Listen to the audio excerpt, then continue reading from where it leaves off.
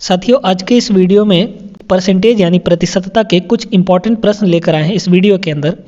और इन प्रश्नों को करने के लिए हम आपको एक बेहतरीन सा कॉन्सेप्ट देंगे और इन प्रश्नों को अगर आप करते हैं तो आपका परसेंटेज के ऊपर एक अच्छी पकड़ बनेगी और आप प्रश्नों को आसान तरीके से कम समय में सॉल्व कर पाएंगे। तो चलिए शुरू करते हैं आज के ये वीडियो आपको गौर से पूरा देखना है अंतिम तक, ठीक ना।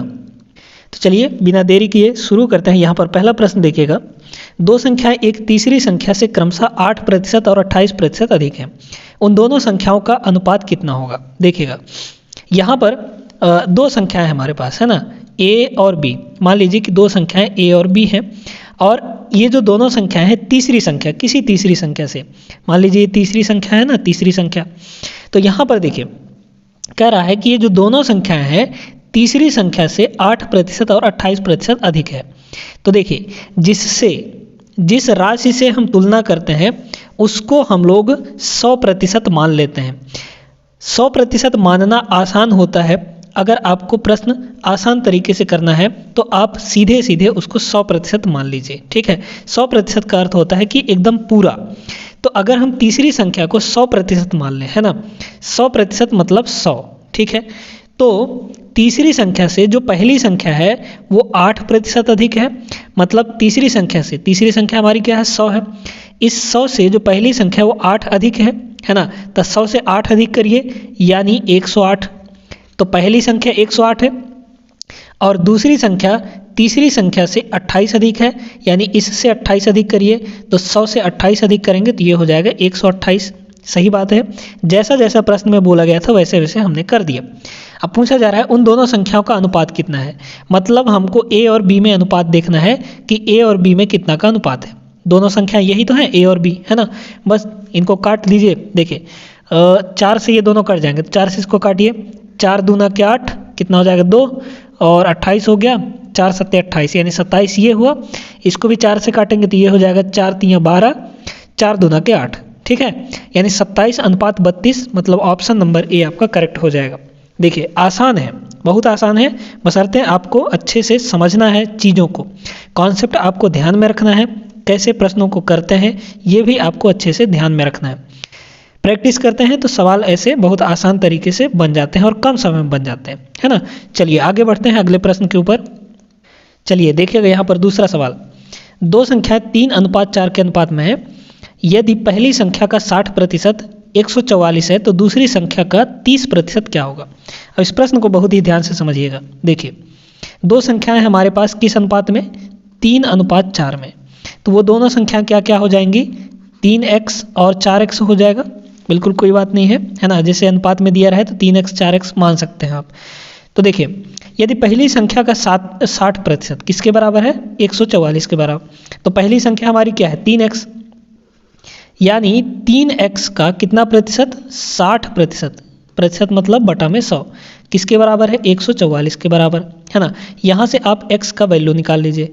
देखिए 0 से 0 ये कैंसिल हो गया, 3 से इसको काट दीजिए तो 3 चौक 12, 2 बचा, 3 अट्ठे 24, है ना। फिर 6 अट्ठे 48 ये कट जाएगा और इधर हुआ x और ये 10 उधर जाके गुणा हो जाएगा यानी 80 हो जाएगा। तो x का मान 80 आया। इसका मतलब पहली संख्या हमारी क्या हो जाएगी, x का वैल्यू यहाँ रखेंगे तो 3 गुणे 80 यानी 3 अट्ठे 24, 240। पहली संख्या 240 और दूसरी संख्या क्या हो जाएगी, ये हो जाएगा x का वैल्यू यहाँ रख दीजिए 80, तो 8 चौक 32 यानी 320 हो जाएगा। अब आपसे पूछा जा रहा है दूसरी संख्या का 30% क्या होगा, है ना। तो दूसरी संख्या हमारी क्या है, 320 है। 320 है दूसरी संख्या, इसका आपको बोला जा रहा है 30%।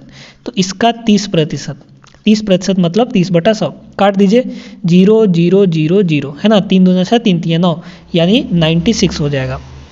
तो यहाँ पर दूसरी संख्या का 30% कितना हो जाएगा दोस्तों, 196 हो जाएगा। हमने यहाँ पर ऑप्शन नहीं लिखा है ना।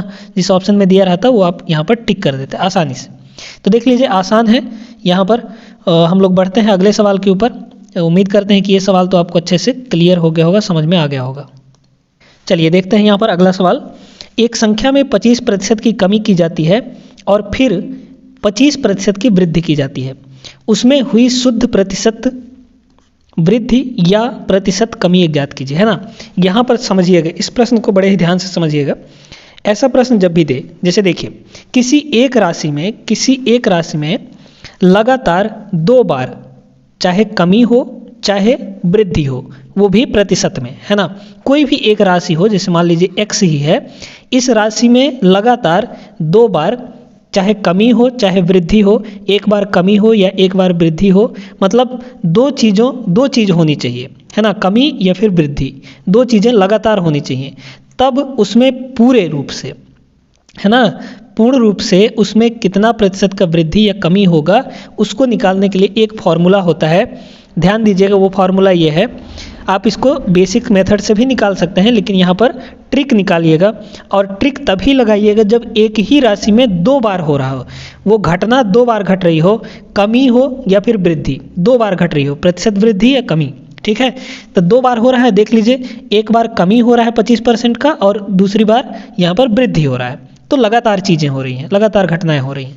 तो फॉर्मूला ये है a plus b plus AB upon 100, ये है हमारा पूर्ण रूप से प्रतिशत कमी या प्रतिशत वृद्धि निकालने का फॉर्मूला, ठीक है, इसको ध्यान में रखेंगे। अच्छा, अब यहाँ पर देखिए, कमी के लिए हम लोग कंसीडर करते हैं निगेटिव हमारा दर्शाता है कमी, ठीक है, और वृद्धि हमारा दर्शाता है पॉजिटिव, ठीक है। तो यहाँ पर वृद्धि के लिए हम लोग पॉजिटिव लेते हैं। तो यहाँ पर देखिएगा, यहाँ पर ये 25% की कमी है, कमी का मतलब हमारा ये माइनस में 25 होगा, है ना, माइनस में 25, तो पहली घटना माइनस में हो रही है, यानी a बराबर हमारा माइनस में। फिर अगली बार जो घटना हो रही है वो 25% की वृद्धि हो रही है, यानी प्लस का 25 हो रहा है, यानी b का जो मान है वो प्लस का 25 है। बस इस वैल्यू इस फॉर्मूले में रख दीजिए, आपका आंसर आ जाएगा। a का वैल्यू कितना है, माइनस का 25, अब प्लस b का वैल्यू कितना है, प्लस का 25, है ना, तो प्लस का 25। फिर यहाँ पर a का वैल्यू -25, तो ये हो जाएगा -25 इंटू बी का वैल्यू प्लस का 25, तो ये प्लस का 25, और डिवाइडेड बाई कितना हो जाएगा ये दोस्तों, 100, ठीक है, इतना। फिर इसको सॉल्व कर लीजिए, देखिए प्लस का 25 माइनस का 25 तो कैंसिल हो जाएगा। यहाँ पर इसको देखिए, 25 एक कम 25, 25 चौक 100, यानी 25/4 हो गया, -25/4 परसेंट में, है ना, परसेंट में, ये परसेंट में आता है, ये परसेंट में आता है ना। टोटल कमी, टोटल प्रतिशत वृद्धि या फिर टोटल प्रतिशत कमी निकालने के लिए हम लोग इस फॉर्मूले का यूज कर सकते हैं। अच्छा, अब इसको अगर आप काट देंगे तो क्या हो जाएगा, देखिए 4 छक 24 बचा 1 और नीचे में 4 हो जाएगा, यानी 6 सही 1/4%। अब सुनिएगा, आपको ऑप्शन में ऐसे माइनस लगा के नहीं देगा, आपके ऑप्शन में इतना प्रतिशत वृद्धि इतना प्रतिशत कमी। तो अगर आपका वैल्यू माइनस में आता है तो ये माइनस क्या दर्शाता है, कमी को दर्शाता है ना, कमी को दर्शाता है। और अगर यहीं पे पॉजिटिव आता तो ये आपको क्या दर्शाता, वृद्धि को दर्शाता। आपको ऑप्शन में कभी कभी कंफ्यूज करता है, जैसे मान लीजिए यहाँ पर आपको 2 ऑप्शन दे दिया गया, आपको दे दिया गया 6 सही 1/4% की कमी, है ना, और दूसरा ऑप्शन दे दिया 6 सही 1/4% की वृद्धि, है ना, तो वृद्धि। अब आपको यहाँ पर दोनों में से सही आंसर चूज करना है, तो इस माइनस या प्लस, यानी यहाँ पर जो भी चिन्ह रहेगा उसको देखकर आप करिएगा, है ना। माइनस हमको क्या इंडिकेट करता है, कमी, और प्लस यहाँ पे रहता तो वृद्धि दर्शाता, यानी इसका ऑप्शन ए यहाँ पर करेक्ट हो जाता। उम्मीद करते हैं दोस्तों की चीज़ें आपको समझ में आ गई होंगी इस प्रश्न के लिए जो भी हमने यहाँ पर बताया। ये फॉर्मूला बड़े ही सावधानी पूर्वक यूज़ करिएगा, बहुत स्टूडेंट इसमें गलत कर देते हैं। अगर प्रश्न में पूछा कुछ और रहता है, ये फॉर्मूला लगा देते हैं, उनका आंसर गलत हो जाता है। ये फॉर्मूला तभी लगाइएगा जब एक ही राशि में लगातार 2 घटनाएं हो रही हों, एक ही राशि एक बार कमी एक बार वृद्धि या फिर दोनों बार कमी दोनों बार वृद्धि ऐसे कुछ हो रहा है, तभी इस फॉर्मूले को लगाइएगा, है ना। तो उम्मीद करते हैं कि समझ में आया होगा। बढ़ते हैं हम लोग आगे अगले प्रश्न के ऊपर। चलिए देखिएगा, यहाँ पर अगला प्रश्न ये रहा आपके सामने। बोला रहा है ए बी का 15% है जबकि बी सी का 12% है। यदि सी बराबर 1200 है तो ए प्लस बी का मान क्या होगा। चलिए ध्यान से इस प्रश्न को देखिएगा। 3 राशियां हैं हमारे पास, ए बी और सी, है ना। सी का मान हमको दिया गया है 1200, ठीक है, सी का वैल्यू 1200 दिया है। अब कह रहा है कि जो b है वो c का 12% है, यानी b का वैल्यू कितना है, c के 12% के बराबर। तो c कितना है हमारा 1200 है, 1200 का 12%, 12% यानी 12/100, 2 जीरो से 2 जीरो कट गया, 12 बार हम कितना हो जाएगा 144 हो जाएगा। यानी जो b की वैल्यू है, b की वैल्यू वो कितनी है दोस्तों 144 है। ठीक है, फिर आपसे बोला गया यहाँ पर कि a जो है b का 15% है, तो b कितना है हमारा 144 है, 144 का 15% यानी 15/100 है ना। इसको काटिए, 5 से काटिए, 5 तिया 15 और 5 से इसको काटेंगे 20×5 = 100 है ना। फिर आप इसको क्या करिए कि 2 से काट दीजिए है ना, तो 2 दहाई के 20 और इसको 2 से काटेंगे तो 2 सत्ते 14, 2 दूना 4, इतना हो गया। इसको ऊपर मल्टीप्लाई कर दीजिए तो 3 दूना 6, 3 दूना 6 और 3 सत्ते 21 यानी 216 और बटे में 10, तो ये कितना हो जाएगा 21.6, क्योंकि बटे में 10 है तो इधर से एक पॉइंट छोड़कर हम यहाँ पर दशमलव लगा देंगे। तो 21.6 है, किसका मान a का मान 21.6। अब आपसे पूछा क्या जा रहा है a + b का मान, तो इन दोनों को जोड़ दीजिए, यानी 21.6 + 144, जोड़िए इन दोनों को तो ये हो जाएगा 0.6 और 4 1 5 है ना, 4 2 6 1 है ना, 165.6, इतना आ जाएगा आपका आंसर। जिस ऑप्शन में रहता वहाँ पर आप टिक कर देते इसको 165.6। तो उम्मीद करते हैं कि ये सवाल भी आपको क्लियर हो गया होगा। सरल तरीके से हमने यहाँ पर बताया आपको कि कैसे इस प्रश्न को करना है। सारी चीज़ें ध्यान में रखते जाइएगा। बढ़ते हैं आगे हम लोग अगले प्रश्न पर। चलिए देखिएगा, अगला सवाल ये रहा आपके सामने। ए की आय बी की आय से 40% अधिक है, ठीक है। सी की आय ए और बी की कुल आय से 30% कम है। ए की आय सी की आय से कितने प्रतिशत कम है, ये आपको बताना है, ठीक है। देखिए 3 लोग हैं यहाँ पर, ए बी और सी। कह रहा है बी की आय से 40% अधिक है किसकी आय, ए की आय, ठीक है। तो तुलना किससे हो रही है, बी की आय से, यानी बी की आय को हम लोग अगर 100 मान लें तो जो ए की आय है बी की आय से 40% अधिक है, यानी बी से 40 अधिक है, यानी ए का वैल्यू कितना है 140 है, ठीक है। अब अच्छा आगे सुनिए, यहाँ पर आगे बोला जा रहा है सी की आय ए और बी की कुल आय से, तो ए और बी का कुल आय कितना हो जाएगा 140 और 100 240 हो जाएगा, है ना। 240 यहाँ पर लिखते हैं 240। ए और बी की कुल आय से 30% कम है, तो इन दोनों का कुल आय कितना हो गया 240 से 30% कम है, तो 30% कम का क्या मतलब है 70% होगा, है ना भाई। पूरा टोटल 100% होता है, उसमें से 30% कम करिए, 30% कम का मतलब 70%, तो 70% यानी 70/100। तो देख लीजिए 1 0 1 0 1 0 1 0, 24 का 7 में गुणा कर दीजिए तो कितना हो जाएगा 7 चौका 28 के 8 हासिल 2 7 दूनी 14 और 2 16 यानी 168। तो सी की आय जो है वो कितनी हो जाएगी 168 हो जाएगी यहाँ पर। अब आपसे बोला गया ए की आय सी की आय से कितने प्रतिशत कम है। देखिए ए की आय जो है सी से कम है ना, बिल्कुल कम है। तो कितना कम है देख लीजिए, 168 माइनस 140 करेंगे तो कितना आ जाएगा दोस्तों, ये आ जाएगा 28।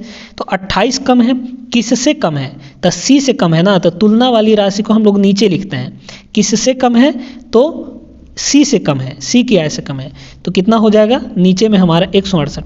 हमेशा ध्यान रखिएगा जब भी परसेंट निकालते हैं तो जिस राशि से हम लोग तुलना करते हैं उस राशि को नीचे लिखते हैं। तो कमी इसमें कितने का है 28 का कमी है, किससे कम है तो सी से कम है, सी मतलब 168 से कम है। अब इसको परसेंटेज में बदलना है तो आप 100% से मल्टीप्लाई कर दीजिए। देख लीजिए इसको काट दीजिए तो ये कितना आ जाएगा, ये आपका अगर हम इसको 4 से काटें तो 4 सत्ते 28, इसको भी 4 से काटिए, 4 चौक 16 4 दूना 8 है ना, और 7 छक्के 42 है ना, 7 छक्के 42, तो 100/6 इसको भी आप काट सकते हैं 2 से, तो ये हो जाएगा 50 और ये हो जाएगा कितना 3, यानी 50/3, 50/3%। इसको अगर आप और मिश्र भिन्न में बदलेंगे तो ये हो जाएगा 16 3 48 और बचा 2/3, यानी 16 से ही 2/3% आ जाएगा। ये आपका करेक्ट आंसर होगा, है ना। जो आपके ऑप्शंस दिए रहेंगे वो इसी रूप में होंगे, तो आपको 50/3 को बदलना पड़ेगा, फिर आपको वहाँ पर सही आंसर मिल पाएगा। उम्मीद करते हैं दोस्तों कि ये सवाल भी आपको अच्छे से समझ में आया होगा। अब इस तरह के प्रश्न जब भी आएंगे आपके एग्जाम में वो आपको बन जाएंगे। खैर ये प्रश्न भी हमारे प्रीवियस ईयर में पूछे गए प्रश्न हैं। तो दोस्तों आज की इस वीडियो में बस इतना ही।